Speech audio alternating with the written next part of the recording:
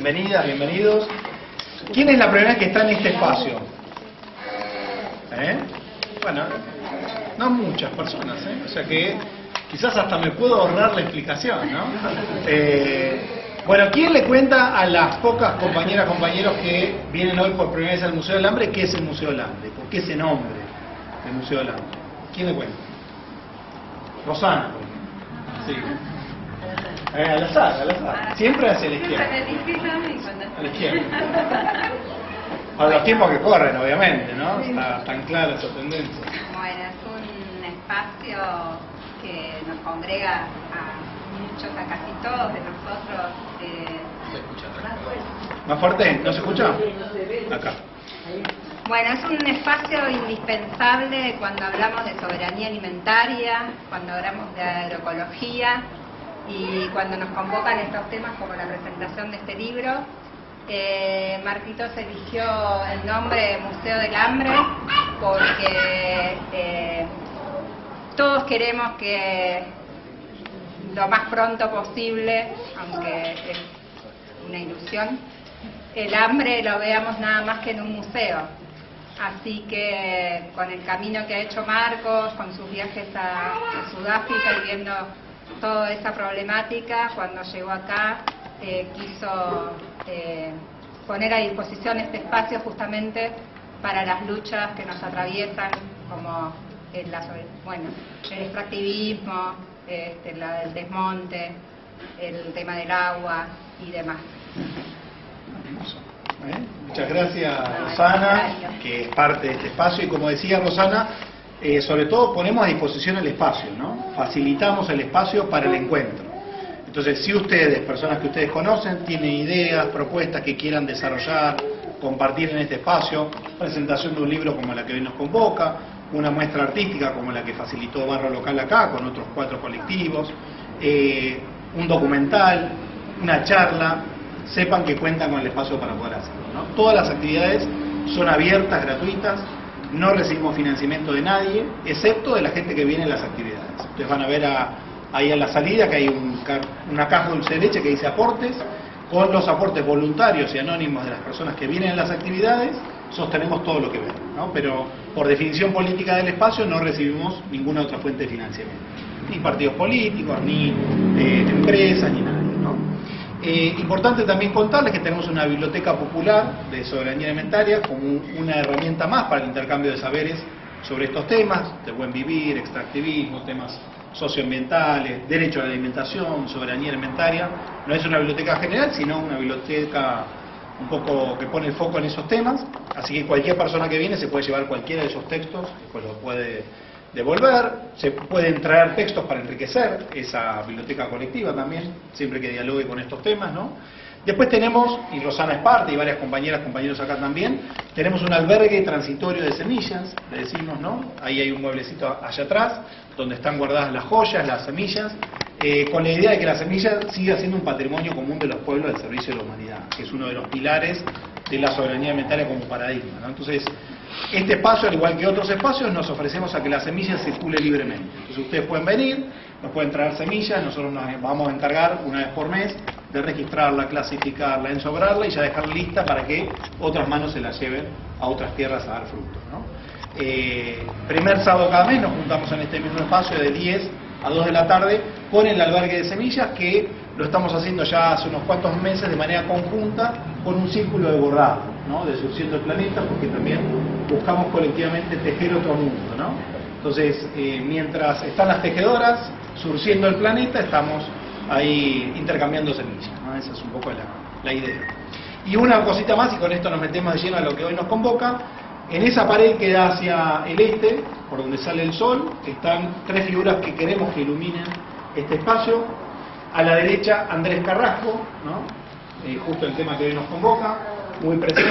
Andrés Carrasco lo inmortalizamos ahí como un ejemplo de la ciencia digna, un referente de nuestra ciencia digna.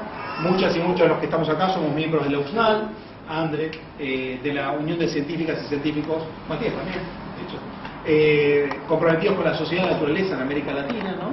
Para hacer una ciencia al servicio de los pueblos y no al servicio de los capitales, de la reproducción y de la legitimación del capital, ¿no? Por eso Andrés está ahí con pala en mano, con esa ciencia que patea los territorios en defensa de los pueblos, ¿no? Y al servicio de los pueblos. En el medio, Anita Broccoli, no es Cristina. ¿Quién pensaba honestamente que era Cristina Kirchner? ¿Alguien? La verdad, ¿o no? ¿Sí? Bueno, mucha gente viene y dice, no, esto al final era una unidad básica, ¿no?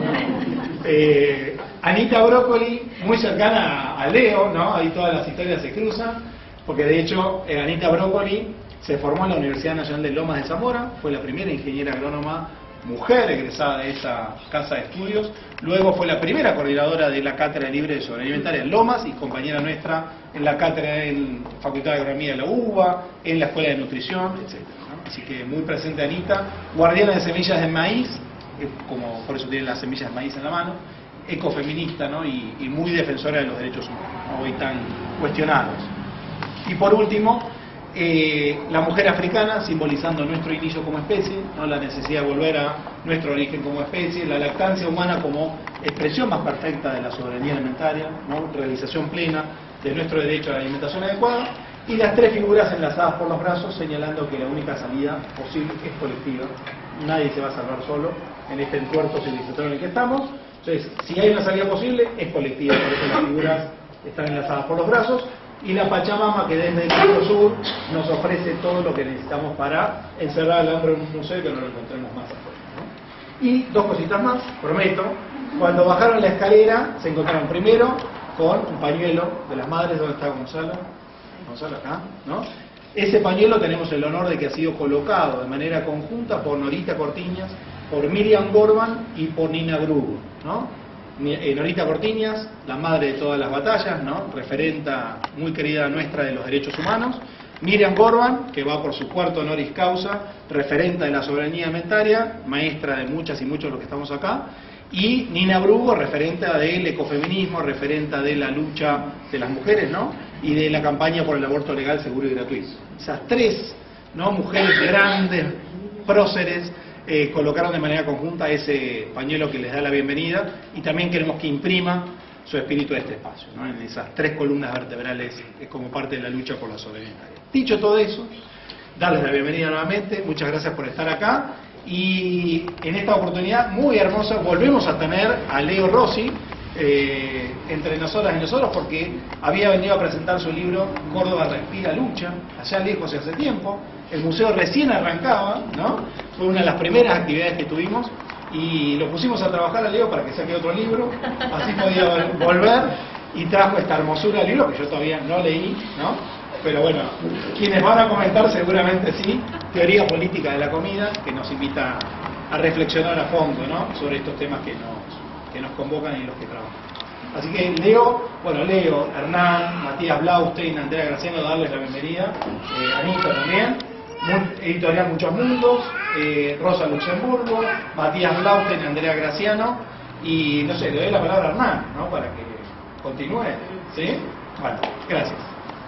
Bueno, no, gracias Marco, gracias a todo el grupo de acá del Museo del Hambre. La verdad que es un gusto estar acá, también encontrándonos con muchos compas, con un recorrido de lucha, de resistencia, de apuestas en común.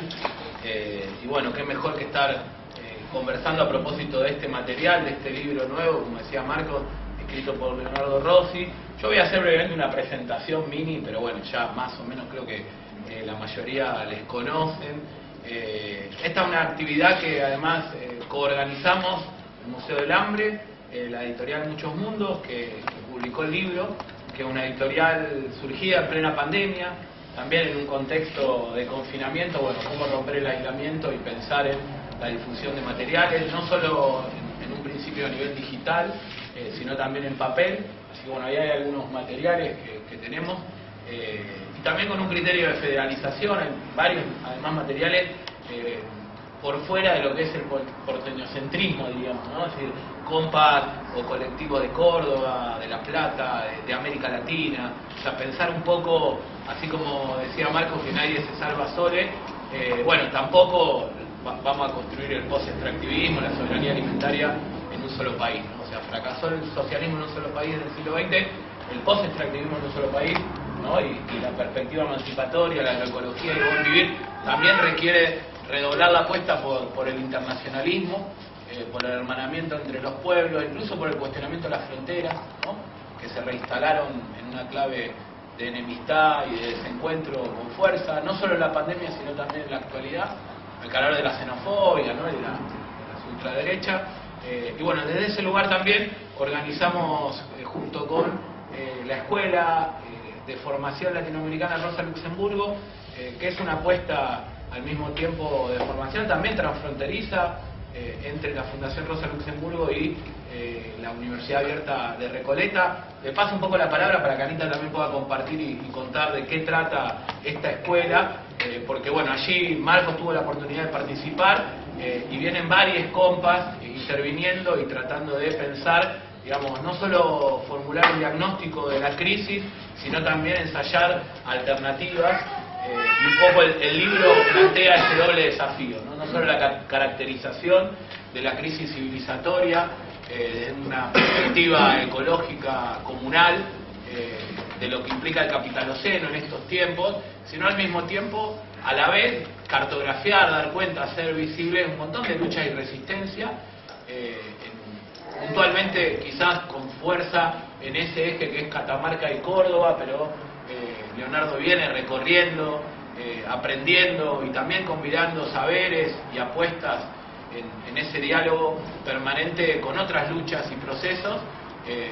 Y bueno, esa doble dinámica creo que es más urgente que nunca, ¿no? Cómo entender la crisis actual en una perspectiva multidimensional y a la vez poder anudar resistencias, poder ensayar propuestas de vida digna, diríamos de autodefensa de la vida, no solo la humana, sino en clave de interespecies de todas las formas de vida, en esta casa común que es el planeta, ¿no? Bueno, nos acompañan también, los presento y le paso la palabra a Anita, como decía Marcos, Matías Blausten, que es biólogo, es filósofo, investigador de CONICET, es coordinador del grupo de Biología y Sistemas y Filosofía del Cáncer. Bueno, un compañero además que hemos compartido un montón de espacios en común, a nivel intelectual, político y militante, y Andrea Graciano, que es licenciada en nutrición, parte de la Cátedra Libre de Soberanía Alimentaria, de nutrición de la UBA, y también es docente e investigadora, y bueno, con un recorrido en esta apuesta fuerte de lucha, como decíamos antes, en defensa de la soberanía alimentaria, y en contra de las lógicas extractivas y de lo que implica el agronegocio y el sistema agroalimentario hegemónico en la actualidad. Y Leonardo, un compañero que la verdad que nos pone muy contentos y contentas desde, por lo menos desde Muchos Mundos, poder editar este material, que además tiene ilustraciones de un compa chileno que viene colaborando también con la editorial. O sea, cada capítulo tiene una ilustración en ese doble proceso que mencionábamos. Él es licenciado en Comunicación Social, es doctor en Ciencia Política, publicó, como decía Marcos, varios libros en torno a Córdoba, a la dinámica de la agroecología y de la soberanía alimentaria, y bueno, en este caso, como parte del colectivo de Ecología Política del Sur, este libro que seguramente ahí cuente más en detalle lo que implicó la cocina, hablando de la comida, toda una cocina que no es individual, sino que es colectiva, o que de alguna manera también sistematiza esos procesos de lucha, y que creo que es un material para militar en un sentido amplio e integral, ¿no? Es decir, para leer, para debatir, para discutir, pero también para convidar en términos de esta coyuntura, esta crisis tan aguda que vivimos, pensando a la crisis también como una escuela de conocimiento, como un momento propicio para la reflexión, para el pensamiento crítico, y para redoblar la apuesta, ¿no? Por este tipo de horizontes comunales. Así que bueno, para no extenderme, le paso la palabra a Anita, y bueno, gracias por estar acá. La idea es que sea más bien dialogado, si bien va a haber una exposición de parte de Les Compas, que podamos luego abrir al diálogo, al intercambio, porque bueno, creo que es un momento también complejo el que vivimos, no solo en Argentina, yo diría en América Latina, en el sur global, y este tipo de encuentros son más que necesarios, ¿no? Así que, bueno, gracias por estar acá. Bueno, gracias Hernán y gracias a todos y todas.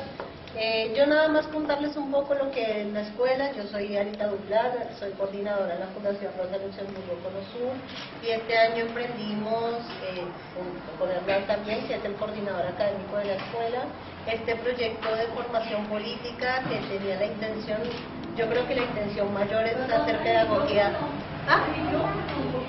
Hablo más fuerte, dale. Que decía que soy Anita Duplat de la Fundación Rosa Luxemburgo, y contarles un poco lo que es la escuela y por qué nos sumamos a la convocatoria o a la coorganización de este evento.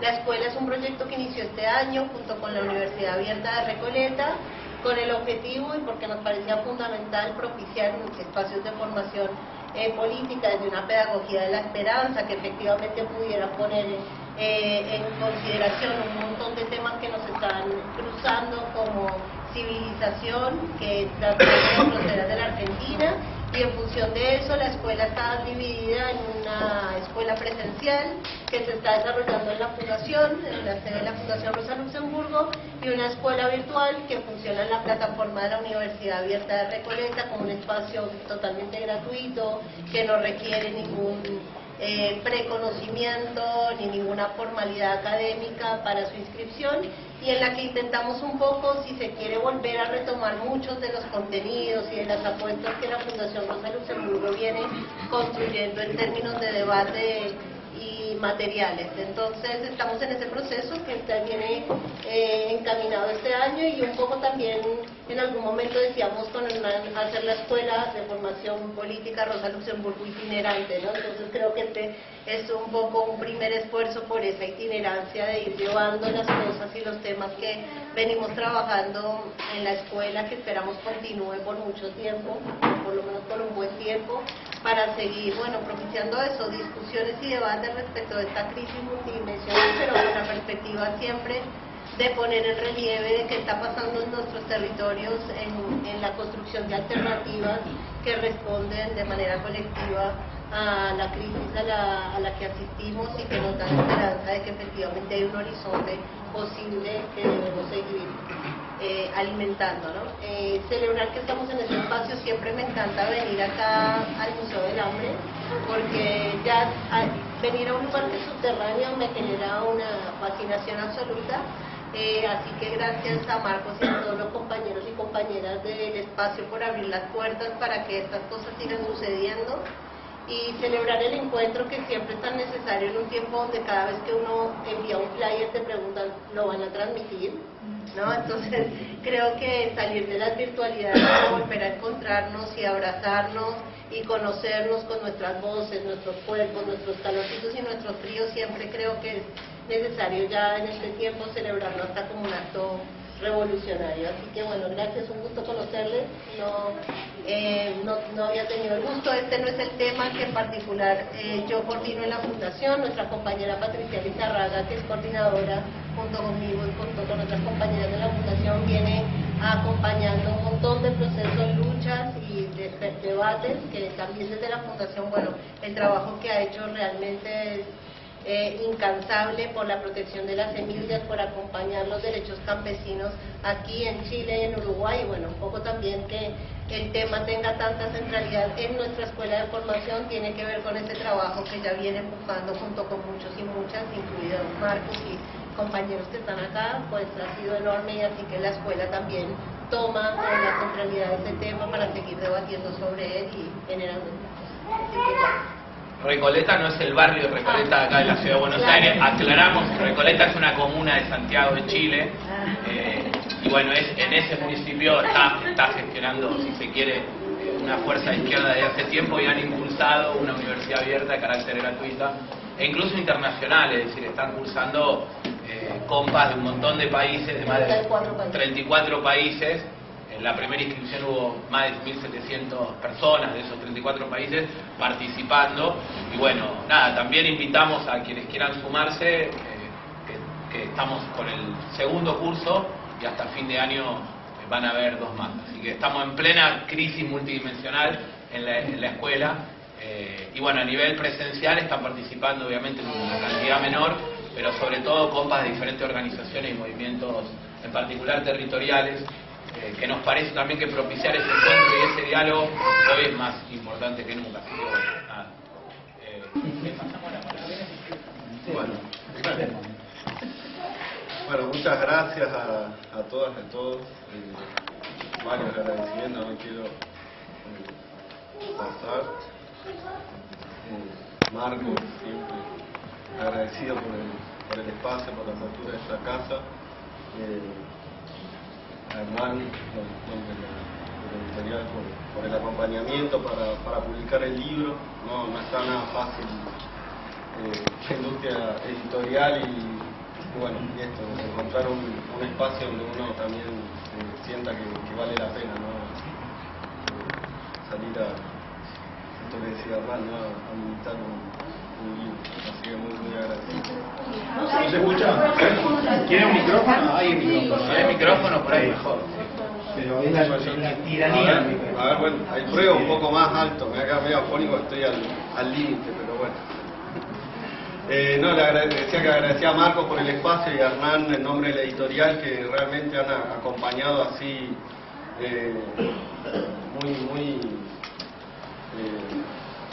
con mucho compromiso desde el primer momento que acerqué la propuesta y no está nada fácil publicar hoy y uno cree todavía en esto que decía Hernán de militar un libro, de trabajarlo y bueno, la editorial rápidamente encontramos un diálogo, una posibilidad, una vía fértil y hoy estamos celebrando. Hola. No, ahí se escucha, sí, se escucha. Con micrófono mejor, Con micrófono mejor. Sí, bueno. Pero si no tenés que venir acá. Por eso te dije, la dictadura del micrófono. No me gusta el micrófono. No, el carro. Ahí. Bueno. Si son generosos con los aportes, podemos alargar el cambio. A Andrea y a Matías, obviamente, que están acá acompañando, los invité así muy inesperadamente y enseguida respondieron y bueno, vamos a ver qué dicen del libro. Obviamente a mi familia quiero agradecer porque el libro como un poco decimos ahí, la ciencia, la escritura, el pensamiento es una producción comunal como el alimento y bueno, las comunidades que hoy tenemos para muchos son nuestros hogares, ¿no? Que son los refugios de toda esta vida crítica y terrible que tenemos. Bueno, allá está Flor, está Carmela, está Salvador, que como digo ahí al principio del libro es mi pequeña comunidad política. Y a Horacio Machado y a todo el colectivo Ecología Política del Sur de Catamarca, que es mi espacio colectivo de trabajo y de activismo, que bueno, un poco en los márgenes a veces, sin tanta prensa y tantas luces como otros espacios de investigación, venimos intentando cultivar algo que siempre decimos en cada reunión, cada encuentro que tenemos, ¿no? Que la ciencia es servicio para las comunidades, ¿no? Y un poco esa frase que es intentar hacer una ciencia que coopere a producir vida antes que mercancías, y eso es un poco lo que nos guía. Concretamente voy a ser muy breve, contar del libro. En realidad es una selección de la tesis doctoral, una tesis en el campo de la ciencia política. El abordaje que tiene está muy alejado de lo que sería lo politológicamente hegemónico, porque bueno, es una mirada desde el campo de la ecología política, una tesis que dirigió el compañero Horacio. Y el proyecto originariamente hace unos casi 7 años empezó intentando pensar resistencias al extractivismo mega minero en Catamarca y al agronegocio en Córdoba. Esa era la idea original, ¿no? Pensar algunas tramas agroecológicas como respuesta política, digamos, a esos modelos. Y empezamos a indagar, a dar vueltas y abrir esas puertas hermosas a veces que nos dan los libros, las lecturas. y nos fuimos encontrando con que no encontramos, por lo menos de lo que estaba circulando o lo que leíamos en esto, en lo que uno venía habitando, ¿no?, del campo de la agroecología y de la soberanía alimentaria, no terminábamos de encontrar las respuestas tal vez a lo que queríamos pensar teóricamente, y qué tenía que ver con esto, ¿no? ¿Cuál es la politicidad del vínculo de las comunidades humanas con el alimento?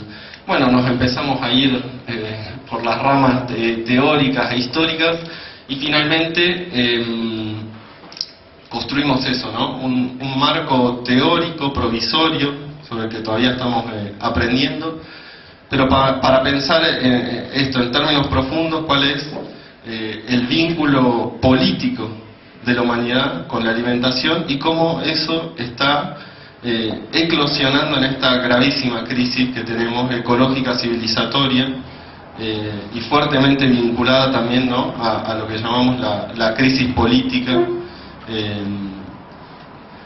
que hoy se hace síntoma en estos contextos que estamos viendo, ¿no?, de nuevas avanzadas de derechas extremas, de violencia, pero que en el fondo intentamos eso, rastrear las capas profundas de cómo hemos roto nuestro vínculo filial con la tierra, nuestros vínculos como comunidades humanas, y cómo el trastorno del alimento devenido mercancía está en la raíz y en el núcleo de todos esos problemas. Bueno, sobre eso fuimos trabajando, intentando hacer una mirada histórica de largo plazo, ver algunos mojones históricos clave como la conquista de América, el proceso de acercamientos en Europa, y también ver un poco lo que pasó en términos históricos en Argentina desde la conquista del desierto hasta ahora. Y finalmente sí, porque siempre creemos importante poner el foco en la resistencia y en la producción de esos cultivos de esperanza, apuntamos algunas experiencias en Catamarca, en el Bolsón de Fiambalá, que es donde trabajamos, de comunidades campesinas, esas comunidades que quedaron al margen, ¿no?, del sistema, que nunca le interesaron y que ahora son los nuevos territorios codiciados, ¿no?, por esta fiebre del litio. Bueno, pusimos el foco en esas comunidades campesinas que están ahí en Fiambalá, y también en las tramas rururbanas de la ciudad de Córdoba, que vienen cultivando agroecológicamente, de agricultoras y agricultores que pasaron por el modelo de agricultura industrial, que padecieron en sus cuerpos, ¿no?, los peores efectos de ese sistema, y que ya han dado toda la vuelta, ¿no?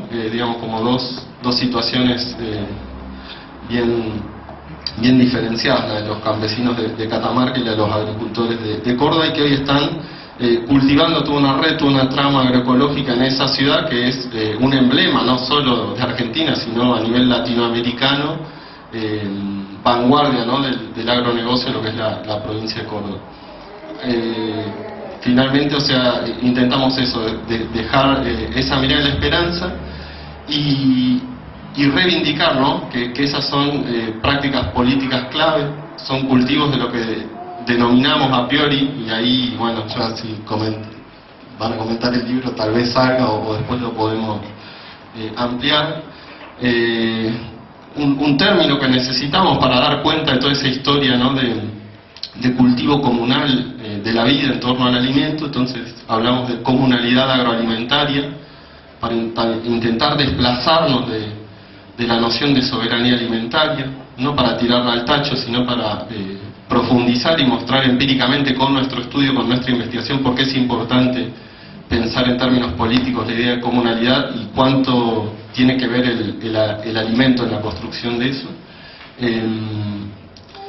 Y sobre todo un pequeño aporte, y ese es el objetivo del libro, dar una discusión política, ¿no? Eso que muchas veces la realpolitik tan de moda y que estos días nos obliga, ¿no?, a elegir, como dice Isabel Stenger, entre alternativas infernales, diciendo que esas prácticas, ¿no?, agroecológicas de comunidades pequeñas no mueven el amperímetro político. Bueno, nosotros entendemos que ahí se están cultivando las formas posibles para encontrar pistas para salir de este grave caos sistémico que estamos habitando, y lo menos que podíamos hacer nosotros, en mi caso como becario doctoral y estudiante de un doctorado en ciencia política, es intentar dar ese debate al campo la discusión teórico-política y al campo de las militancias y los activismos. Así que por ese lado va el libro.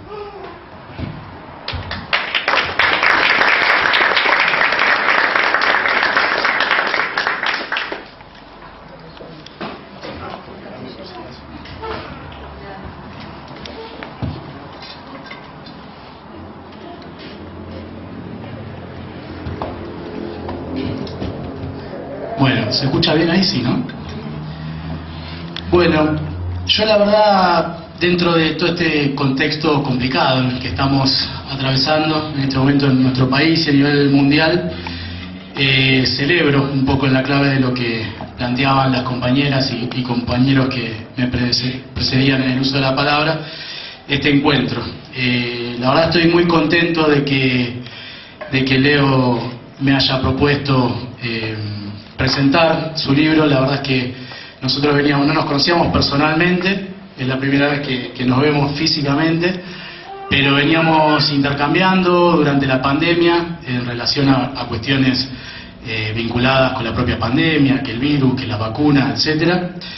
Y después, bueno, también en relación a distintos textos, artículos que iban sacando en el grupo de Leo, con Horacio, cosas que íbamos haciendo nosotros, y estaba un poco este mutuo interés, esta curiosidad, y de hecho cuando me enteré que salía el libro, que lo vi justamente porque efectivamente con Hernán compartimos mucha militancia, muchas construcciones, así que ni bien lo vi en las redes, le escribí a Leo, le digo, che, qué bueno, qué interesante, vi solamente el título y el índice y ya me atrapó el libro, así que le escribí y lo felicité, le dije, bueno, aparte va muy en sintonía con algunas cosas que venía trabajando yo en relación a la relación que hay entre capitalismo y cáncer, entre cáncer y capitalismo, así que bueno, yo celebro que él se haya tomado, como dice, el atrevimiento de invitarme y que bueno, gracias a eso haya leído este libro, del cual ahora voy a hablar un poquito con Andrea, que también comparto con ella grupos de militancia. Además, bueno, ella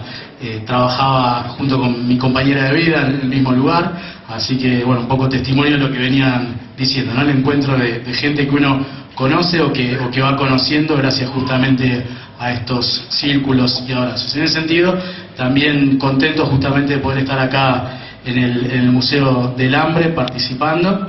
Y agradecerle también, bueno, a Muchos Mundos Ediciones que nos trae este tipo de material. Yo ya conocía también el material de otros compañeros y compañeras que habían escrito ahí. Siempre celebrar que editoriales hermanas puedan acercarnos a este tipo de trabajos y bueno, también a partir de este trabajo conocer a la Escuela de Formación Política Latinoamericana Rosa Luxemburgo.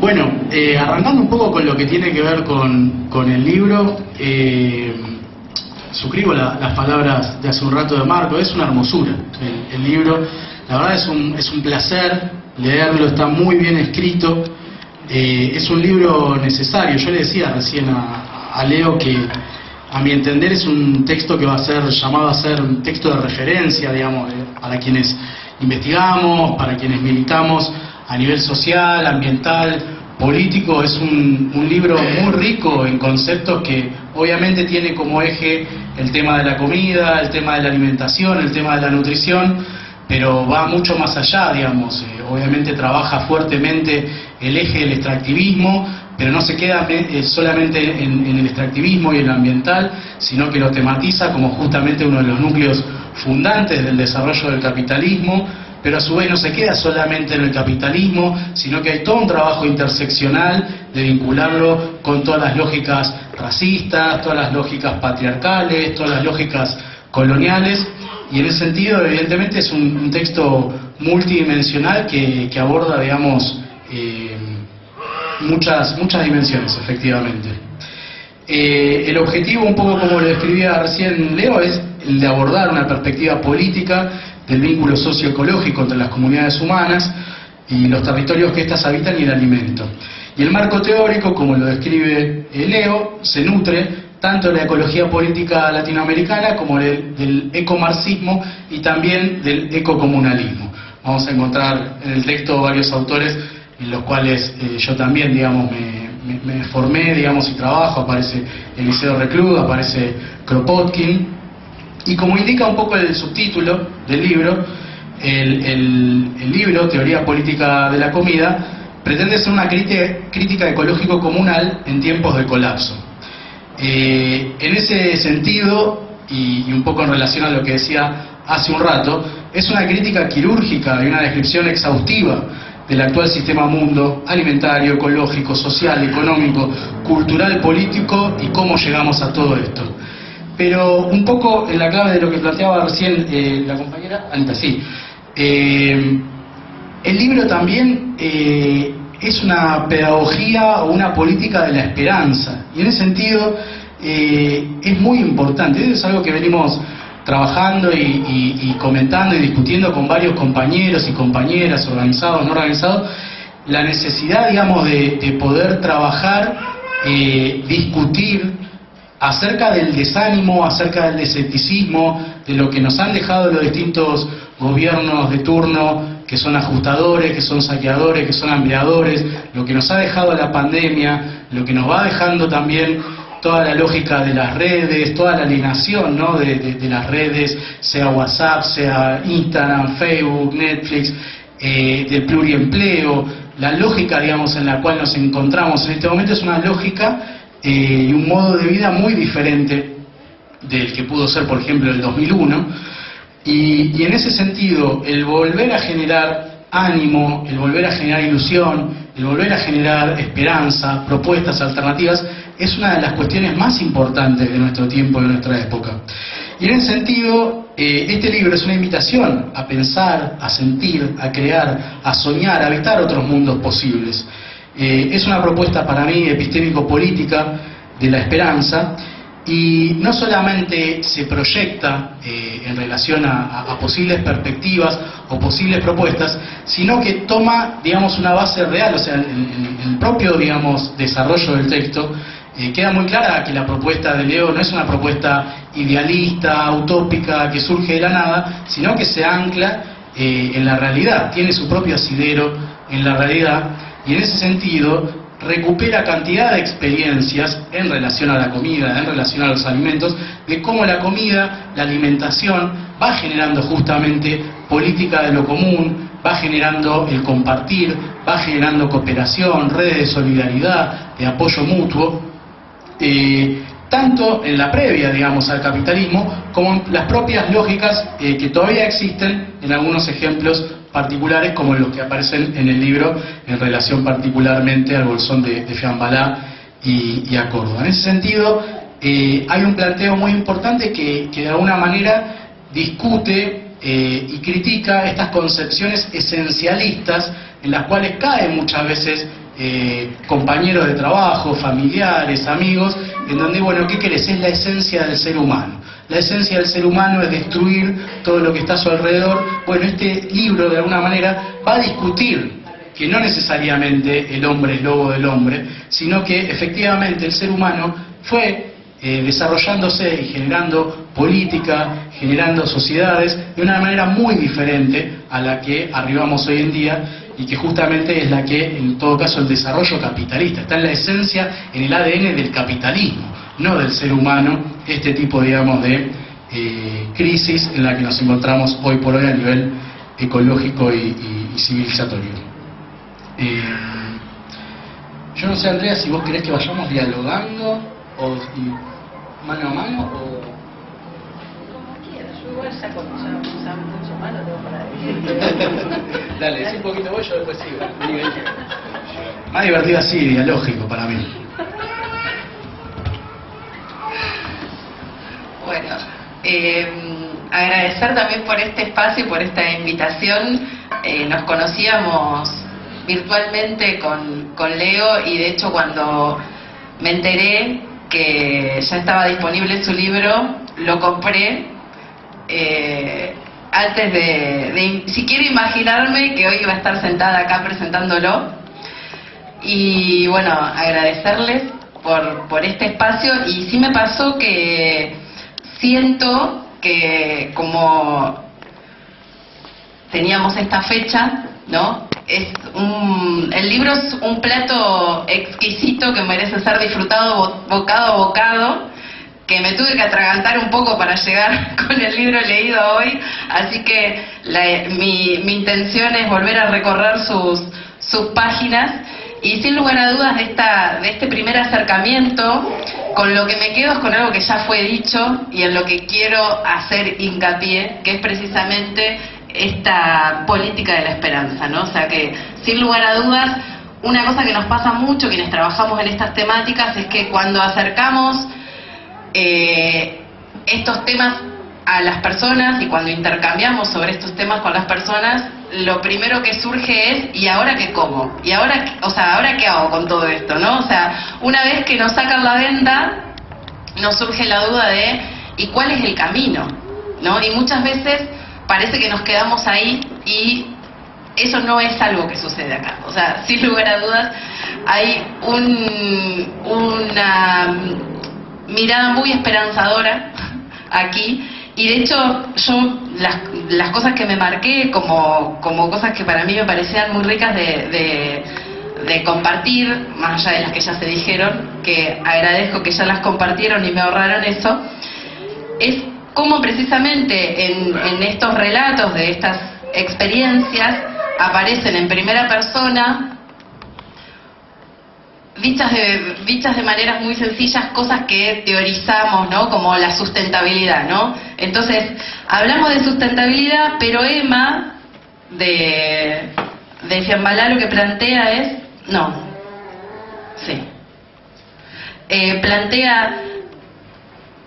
Si sigue la minería, va a llegar un momento dado que ni uva vamos a cosechar. Y los que vienen detrás de nosotros, uno no puede pensar en sí mismo, sino pensar en las generaciones que vienen por detrás. Lo dice con esas palabras tan hermosas, mientras que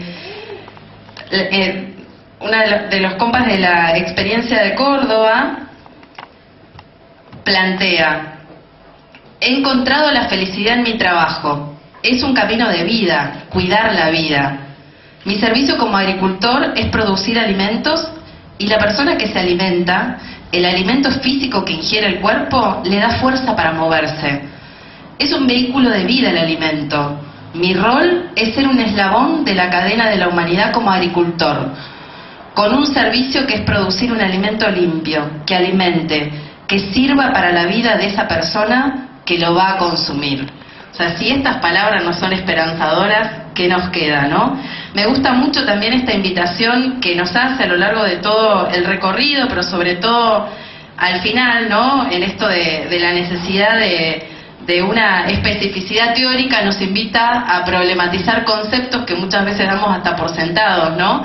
Y le compartía justo a Leo antes que cuando salimos por ahí de nuestros micromundos nos encontramos con algunos cuestionamientos, ¿no? Hablamos de soberanía alimentaria y ¿de qué me estás hablando? ¿De qué soberanía? ¿No? O sea, digo, como esta invitación a repensar los conceptos, a repensar la agroecología, esta invitación a poder encontrar nuevos marcos teóricos para poder también llenar de sentido estas vivencias que Leo conoce en profundidad.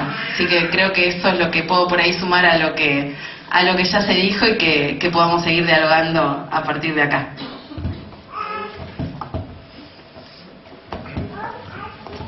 Yo un ratito más sigo, si me dejan.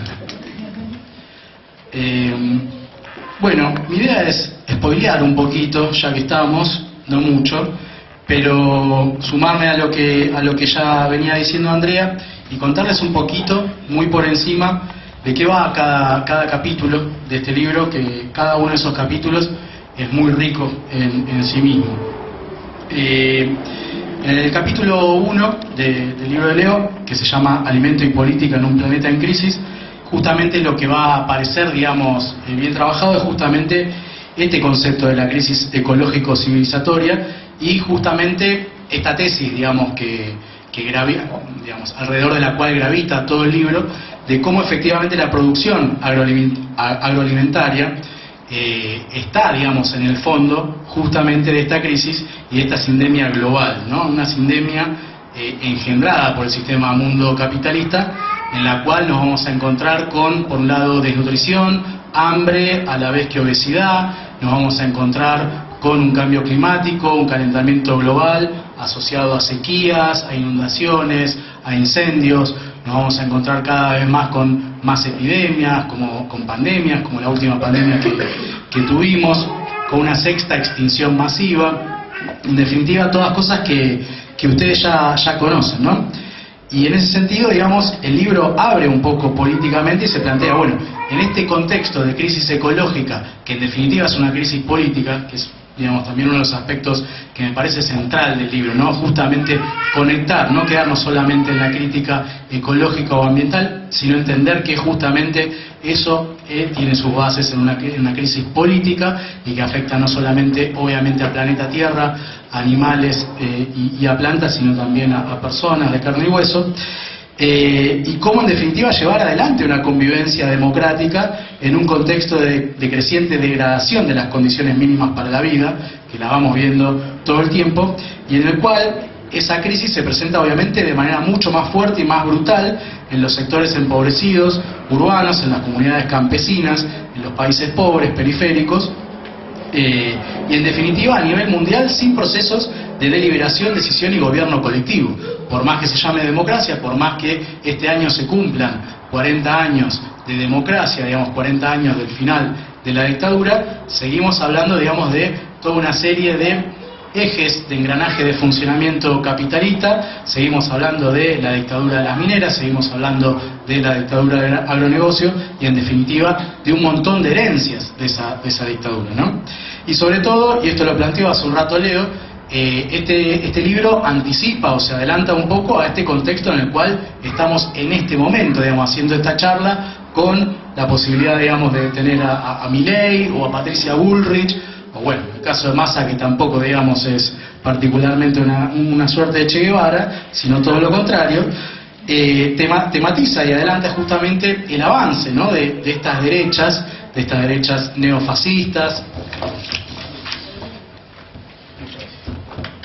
de estas derechas neofascistas, y plantea también, digamos, qué puntos en común, más allá de las diferencias que hay entre las distintas variantes en pugna, algunos ejes en común, digamos. O sea, uno puede hablar, y eso aparece en este primer capítulo, del negacionismo de ciertos sectores como Bolsonaro, como Trump, cosas que retoman en la agenda Milei o Bullrich en relación a negación de derechos humanos básicos, a políticas xenófobas, racistas, etcétera. Pero en definitiva plantea también este primer capítulo cómo también se puede percibir cierto negacionismo en sectores que no necesariamente tienen estas políticas como las descritas hasta hace un rato, pero en donde plantean que no es cierto que exista calentamiento global, crisis climática, un problema ecológico, una sexta extinción masiva.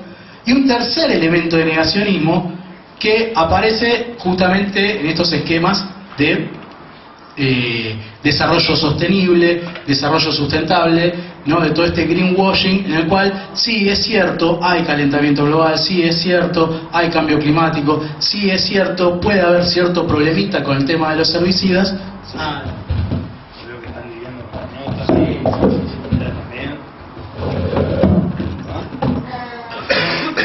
Ahí se escucha así, ¿no? Hay cierto problemita con el tema de los herbicidas, o puede ser que la megaminería tenga algunos problemas, pero en definitiva son males necesarios para un desarrollo sostenible que seguramente con el litio y otras cuestiones estemos mejor. Entonces, hay un planteo en el cual evidentemente todas estas variantes, digamos, de esta democracia capitalista tienen en común y que van preparando justamente el escenario para la irrupción de estas formas cada vez más neofascistas. El capítulo 2, que se llama Comunidad, Alimento y Territorio, que habla de las tramas de relaciones políticas en relación a esto, a mi modo de ver presenta un poco lo que es el núcleo duro en términos de marco teórico al que yo refería hace un rato, y en términos de propuesta ontológica. Es donde va a aparecer justamente cómo el alimento aparece en el nudo entre los mundos de la naturaleza genérica y de la naturaleza específicamente humana. El libro va a trabajar justamente en una línea muy cercana a la que yo también retomo en mis trabajos, en mi tesis sobre ontología del cáncer-capitalismo, justamente intentando salirse de ese dualismo en el cual se plantea que por un lado está la naturaleza y por otro lado está la cultura, por un lado está el mundo de lo social y de lo humano y por otro lado está el mundo de lo biológico, ¿no? Y el alimento, la comida, va a plantear Leo, está justamente en esa interfaz que niega ese dualismo, ¿sí? Que se opone a esta idea de que son marcos, compartimentos estancos. El alimento, justamente va a decir Leo, es aquello, digamos, que viene justamente de lo biológico, de la naturaleza, y que es lo que se va a transformar en parte, digamos, constitutiva del ser humano, en la energía, ¿sí? En nuevos seres humanos también.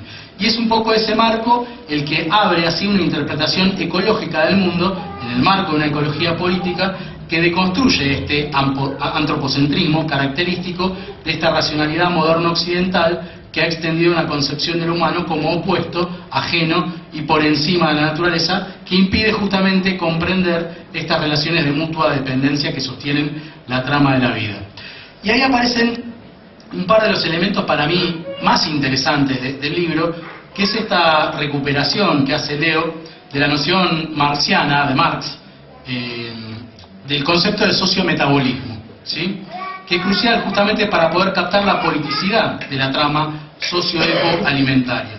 Fíjense que así como Marx muchas veces planteaba que el capitalismo tenía una naturaleza o tiene una naturaleza parasitaria, ¿no? Parasita justamente a quienes trabajamos y vendemos nuestra fuerza de trabajo, utiliza muchos ejemplos Marx que vienen de alguna manera del ámbito de la biología. Y del metabolismo social, del sociometabolismo, justamente tiene un poco esta idea de pensar también al vínculo social, al vínculo humano, como un metabolismo que puede ser un metabolismo fisiológico que funciona justamente en determinados tipos de contextos, pero va a aparecer justamente después la idea de ruptura de este sociometabolismo. El planteo en particular va a ser el de fractura sociometabólica, ¿sí? Que es un planteo que hace Marx en El Capital y en el cual justamente va a ser el capitalismo, el cual nos va a ir llevando a esta fractura sociometabólica, a esta ruptura de estos equilibrios que en general tenía el ser humano alrededor de la alimentación. En el capítulo 2, y justamente retomando esta idea de sociometabolismo, lo que plantea Leo es que el sistema alimentario es un nodo y un vector clave de este sociometabolismo, que implica una relación entre comunidades, territorios y modos de habitar históricamente producida en el devenir de largos procesos de producción social de la vida. Y es muy interesante porque también retoma ahí un poco de la psicología y de la biología, retoma a autores como De Waal, que es un autor que trabajó muchísimo con ejemplos de comunidades de chimpancés y de bonobos y de otros animales, y que va mostrando cómo la vida, el desarrollo evolutivo de los mamíferos, en particular de los primates, y luego también del género Homo y en definitiva también del Homo sapiens, está justamente relacionado, está cimentado, está basado justamente en todas estas prácticas de cooperación y cuidado. Lejos de esta idea, y retomo un poco, digamos, las discusiones que hubo en torno a la teoría de la evolución y el darwinismo, lejos de esta idea de que la evolución es competencia, es lucha a muerte entre especies y entre individuos, como si fuera una lucha digamos, en un coliseo romano a muerte. Lejos de eso, la evolución de la vida, la evolución de las especies, es también justamente el desarrollo de la cooperación, del cuidado y de la ayuda mutua. Y justamente en lo que tiene que ver con la alimentación y con la comida, es que se van desarrollando los primates, que se van desarrollando las distintas especies de homínidos, y justamente todas las lógicas de cooperación y de sociodependencia, ¿sí? Insisto, lejos de esta idea de hombre lobo del hombre, ¿no? Lejos de esta metafísica en la cual el pacto social es que tenemos que asociarnos porque si no nos vamos a decapitar entre todos nosotros. Lejos de todo eso, la antropología, la historia, digamos, de la evolución humana muestra justamente seres humanos que se reunían en comunidad a cocinar, que se reunían a comer y que iban tejiendo redes comunales de apoyo mutuo, de solidaridad.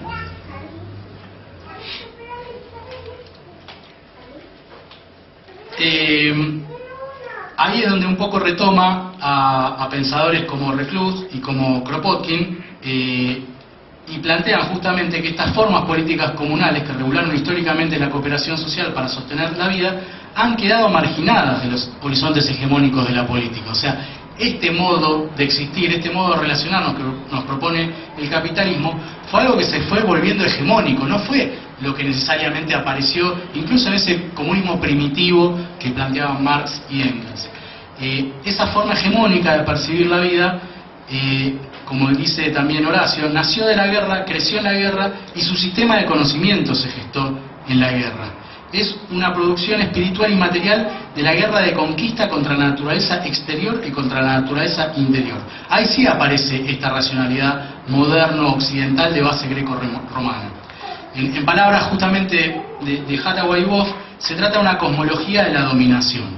Y es esta cosmología de la dominación la que nos va a ir llevando de a poco a esta crisis multidimensional, también relacionada con una práctica científica en la cual habitamos muchos de los que somos investigadores e investigadoras del CONICET o de las distintas universidades,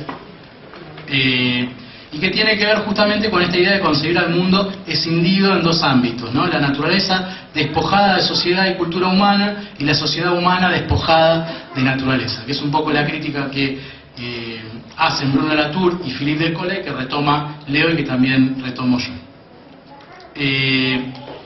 Bueno, en definitiva, esta recuperación de Marx, sobre todo de la mano de John Bellamy Foster, plantea a esta fractura sociometabólica como un momento en el cual el propio desarrollo del capitalismo llega a un punto en el cual hace que el desarrollo de la técnica y la combinación del proceso social de producción mine al mismo tiempo las fuentes de donde mana toda la riqueza, ¿sí?, de la tierra y del trabajador.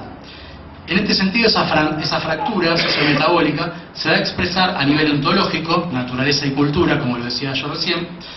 Se va a expresar también a nivel sociopolítico, se va a romper lo que tiene que ver con la comunidad y por otro lado con el individuo y la sociedad. Es una fractura económica en términos de comunes, valores de uso, habitabilidad y propiedad privada, valor de cambio, rentabilidad, y una fractura socioantropológica, una fractura de clases, género y razas como distintos tipos de subhumanidad que no existían justamente en estos procesos comunales o comunes previo al capitalismo. En el capítulo 3, y voy de manera más resumida, lo que va a hacer Leo es desarrollar, va a ser un despliegue histórico, económico y ecológico político de cómo se produce esta fractura sociometabólica durante el desarrollo del capitalismo. Sobre todo en lo que tiene que ver con procesos significativos como la conquista de América, la mercantilización de la agricultura británica, hasta alcanzar finalmente una dimensión planetaria. En ese sentido, aparece justamente este antecedente a escala continental en el territorio americano, ¿no? La conquista de América aparece en un título muy sugestivo que propone Leo, que es la conquista como fractura descomunal, ¿no? Con esta doble acepción de descomunal, de gran envergadura, pero justamente de destrucción de lo común, ¿no? La conquista de América va a aparecer como uno de esos momentos más importantes en la destrucción de lo común y en la alimentación justamente de ese desarrollo de un capitalismo incipiente. Bueno, es muy rico el capítulo en todo lo que tiene que ver con la explicación de la cantidad de muertes que supuso esta conquista de América, de trabajo esclavo, cómo cambió toda la lógica de los sistemas de agricultura, la cantidad de epidemias y pandemias que se sucedieron justamente producto de estos desarrollos, y va a aparecer justamente la plantación y la minería, en ese momento, como lógica que hoy cuando discutimos megaminería, litio, fracking, agronegocios, trigo HB4 resistente a glufosinato de amonio, seguimos discutiendo en la misma lógica de la conquista de América, increíblemente. Es lo que Donna Haraway, aparece retomado también en el capítulo de Leo, plantea como la era del plantacionoceno, ¿sí? O sea, se habla justamente en ese sentido del antropoceno, se habla del capitaloceno, pero también se puede referir al plantacionoceno. Bueno, recupera justamente algunas frases de Galeano en las venas abiertas de América Latina. El alimento de las minorías se convierte en el hambre de las mayorías, ¿no? Producto justamente de esta conquista de América. Y en definitiva, la agricultura organizada para lo común se va a ir transformando, no solamente con la conquista de América, sino también con una agricultura organizada en torno a la lógica británica, en una agricultura asociada a la producción básicamente de mercancías y de lucro, ¿sí? O sea, el surgimiento justamente de la agricultura capitalista. Quedan 2 capítulos, básicamente en el capítulo 4 lo que va a hacer Leo de una manera súper metódica y con mucho registro numérico y estadístico, va a mostrar en nuestro país cómo todo esto va ocurriendo. Lo va a dividir en 3 periodos: 1880 a 1930, 1930 a 1970 y 1970 a 1920, pero básicamente va a ir describiendo cómo la propia lógica que tiene que ver con la división internacional del trabajo hace que el lugar que ocupe la Argentina, dentro obviamente del sur global, la coloque en este lugar de producción de commodities, ¿sí? O sea, de la posición en el granero del mundo a la posición actual de producción de commodities, y cómo el extractivismo, en definitiva, no es una cosa que nace de un repollo y de la nada, sino que es parte justamente no solamente de la lógica de nuestro país, sino una lógica a nivel mundial en donde aparecen imperios y aparecen colonias sin la cual no habría capitalismo. O sea, si no hubiese extractivismo en países como el nuestro, no podría haber desarrollo del capitalismo como tal.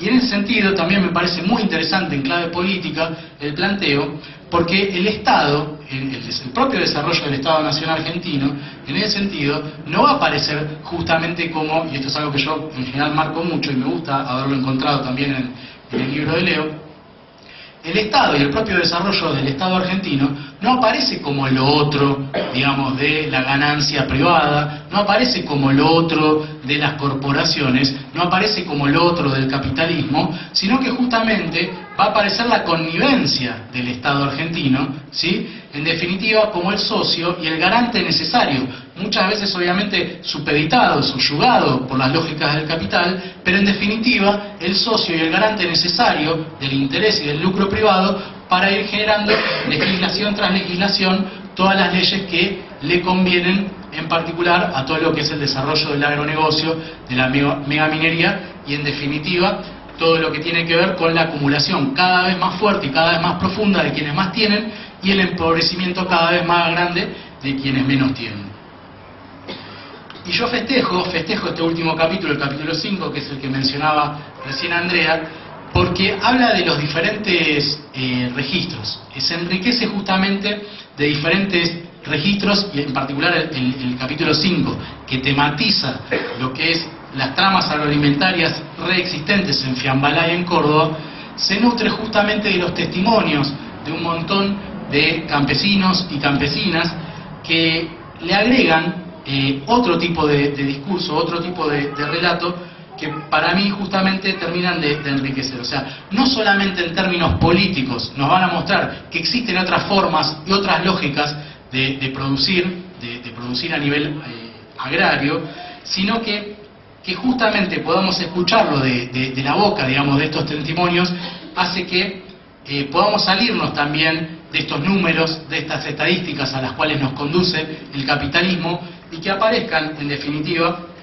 tenía algunas por acá, así como las que leyó recién Andrea acá, que aparezca, digamos, en carne propia, digamos, don Eliseo o doña Emma o Raúl, justamente dando testimonio de las cosas que están pasando. Sí, la Beba Meche, que justamente es quien también escribió cantidad de cosas respecto de lo que pasaba en las tomateras de Lavalle, y ese tipo de registros vivenciales, experienciales, le dan para mí justamente una dimensión de la cual se nutre este último capítulo.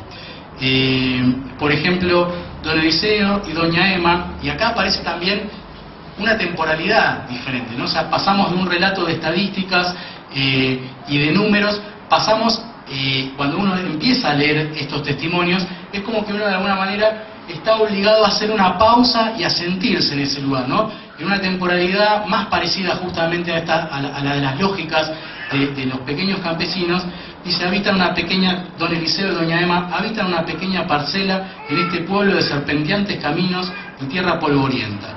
Con calma, mediante un relato de tono suave y pausado, se disponen a describir una parte del lote, menos de un cuarto de hectárea, que recorren listando las agroproducciones. Se multiplican las tonalidades de verdes, las espesuras de la vida vegetal, árboles de porte que hacen de refugio alrededor, los frutales, las verduras, en definitiva los alimentos que consumirán dentro de casa las futuras comidas compartidas. Este exuberante micromundo clorofílico contrasta fuertemente, o tal vez sea su complemento armónico según la mirada, con la inmensidad de arena arrastrada por el ensordecedor viento durante el camino que conduce hasta Medanitos. Ahora el paisaje lo componen durazneros, perales, membrillos, tomates, morrones, zapallos, maíces, cebollas y ajos. Y es un convite, es una invitación justamente a parar la pelota, ¿no? A la pausa. Yo me acordaba cuando Leo arrancaba recién, dice, bueno, yo escribí esta tesis de doctorado que claramente no era una tesis de doctorado que estuviera dentro de la ortodoxia, ¿no? de la ciencia política. Me pasó lo mismo, yo acabo de terminar una tesis en filosofía que claramente estaba en las antípodas de la ortodoxia, de lo tradicional, y una de las cosas que criticaban era esta cuestión de los diferentes registros, bueno, pero abre muchas puntas. Bienvenido Leo, que abras muchas puntas y que podamos ver desde distintos lugares y de distintas perspectivas lo que aquí aparece. Y así como las cosas lindas, también aparecen justamente las que hay que también leerlas, porque son justamente las que llegan más. Dice Raúl, desde niño nací y me crié acá con agricultura sana. Después fue entrando en los 70, 80 la agricultura industrial. Yo había sido muy feliz de niño, había respirado aire puro. Fui sintiendo que esta agricultura industrial nos traía soluciones, pero no sabíamos el costo ambiental de eso, recuerda Raúl. Yo era el que más andaba fumigando. Era socio con mi padre y 2 veces al año, un par de semanas, estaba lleno de venenos de la mañana a la noche. Usaba gran cantidad de fungicidas, herbicidas, insecticidas, un kit muy fuerte que te da la industria. Llegaba a casa con la ropa toda sucia de esos productos. Todo era muy torpe. Mi señora me decía que le picaba la boca cuando lavaba la ropa. No teníamos claro de dónde venía el problema. Hila en su relato que representa a miles de experiencias detrás de la producción alimentaria que finalmente llega a las mesas. Con templanza logra completar la fatídica historia. Después mi hijo se enfermó y ahí ya fue más grave. Se descompuso un jueves a la noche y murió un domingo, de una forma muy violenta. Tenía 1 año y medio. En el medio, mi señora tuvo un tumor muy joven con 30 años. Entonces, vivir eso era ver que se iba todo al tacho. Y para mí eso es muy importante, y me pasa lo mismo la vez que me invitó a hablar Meche al Garrahan, cuando uno escucha esos testimonios,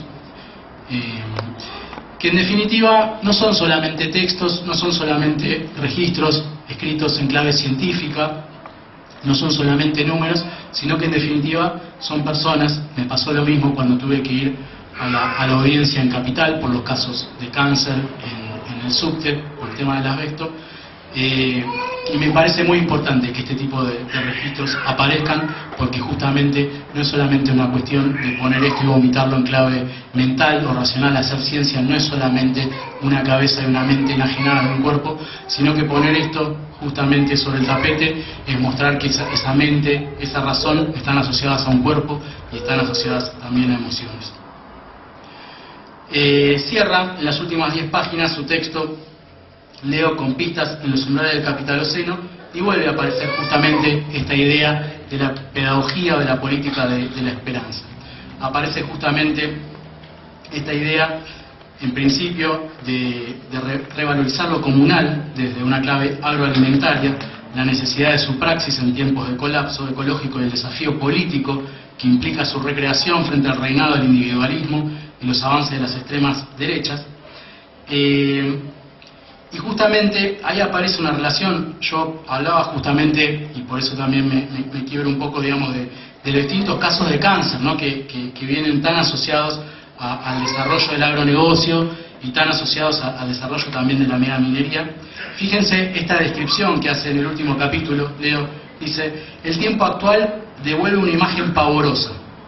Una especie, nosotros, el ser humano, que en los modos concretos de producir su energía vital, el alimento, ejecuta una guerra sistemática para intoxicar, matar a los suelos, los bosques, el agua, al aire y las formas de vida asociadas a los diversos ecosistemas.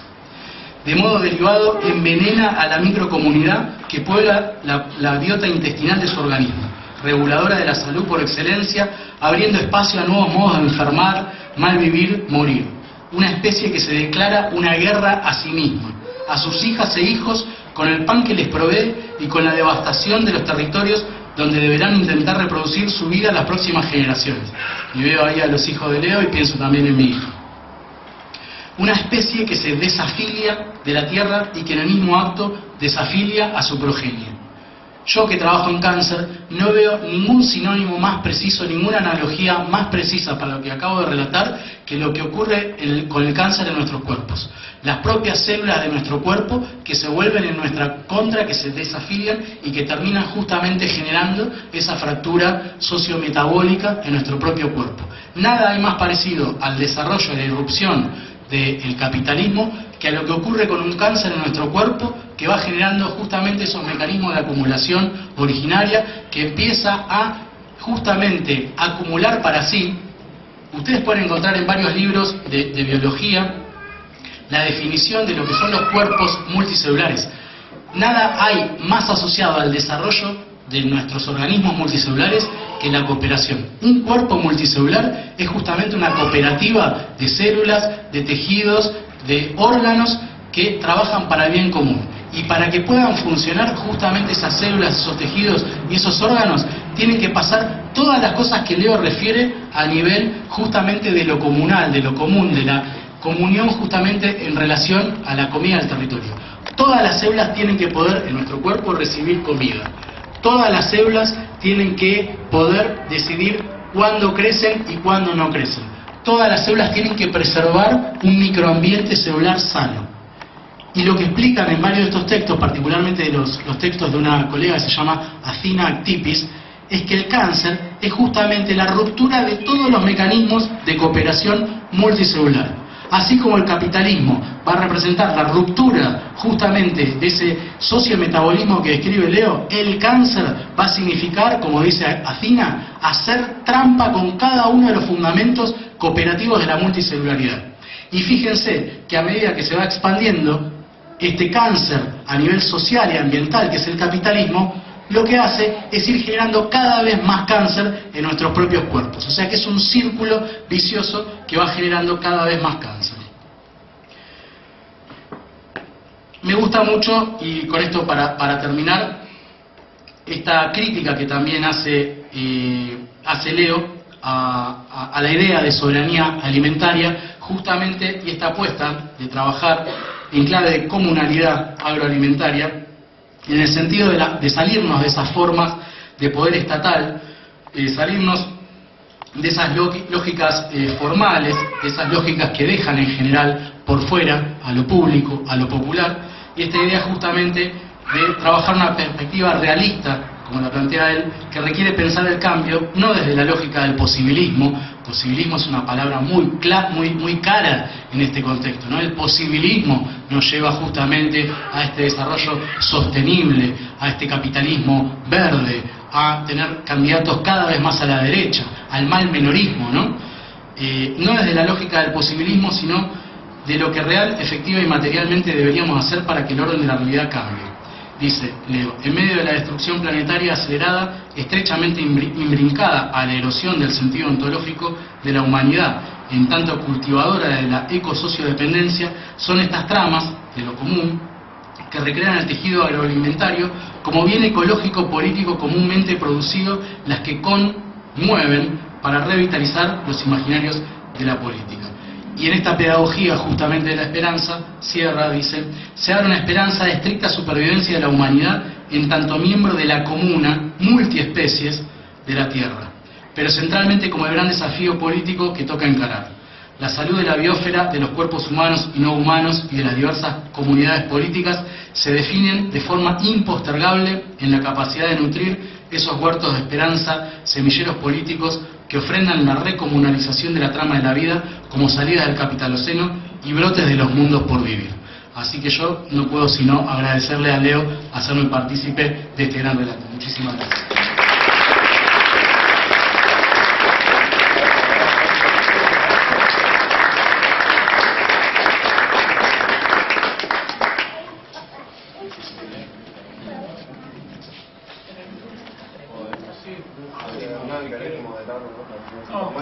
Si querés decir algo más, si no abrimos más al intercambio.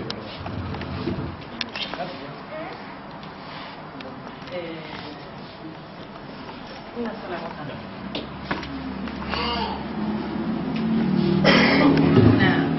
Una sola cosa para sumar antes de abrir al intercambio, que lo que pensaba era que para quienes trabajamos estos temas, claramente es un libro que de tenencia obligatoria en nuestras bibliotecas, ¿no? Y lo que pensaba también es en esta gran invitación que nos hace a quienes vivimos en ciudades a repensar nuestro vínculo con los alimentos, ¿no? Y también hay algo que aparece claramente al principio y que luego digamos, me gusta como se retoma al final, que dice que millones de personas no pasan por el mundo sin siquiera haber aprendido a cocinar, ¿no? O sea, cómo hemos naturalizado nuestra alienación,